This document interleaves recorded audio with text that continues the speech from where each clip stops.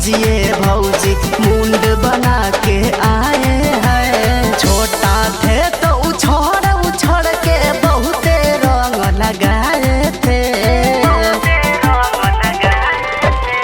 छोटा थे तो उछड़ उछड़ के रंग बड़ी लगाए थे। माना मत कीजिए भौजी मुंड बना के आए हैं। माना मत कीजिए भौजी मुंड बना के आए हैं। माना मत कीजिए भौजी मुंड बना के आए हैं।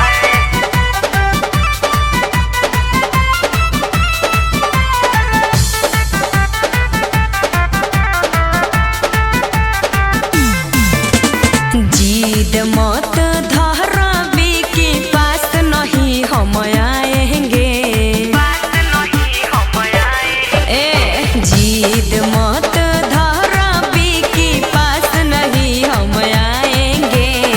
हो गए पुरान देवर जी रंग नहीं डलवाएंगे। हो गए पुरान देवर जी रंग नहीं डलवाएंगे। नया नोहर रही तो हम रंग बड़ी डलवाए थे। नया नोहर रही तो हम रंग बड़ी डलवाए थे। हो गए पुरान देवर जी रंग नहीं डलवाएंगे। हो गए पुरान देवर जी रंग नहीं डलवाएंगे।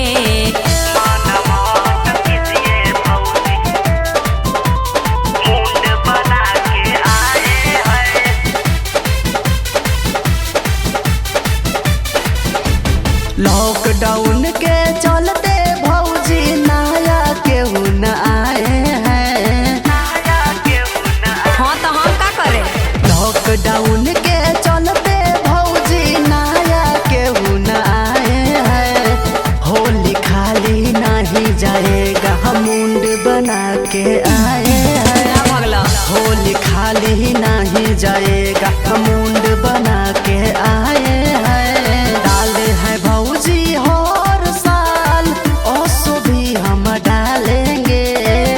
पिछले साल लेखा परिकल बड़ा डलवाई तारा के। डाले हैं भौजी हर साल ओसो भी हम डालेंगे।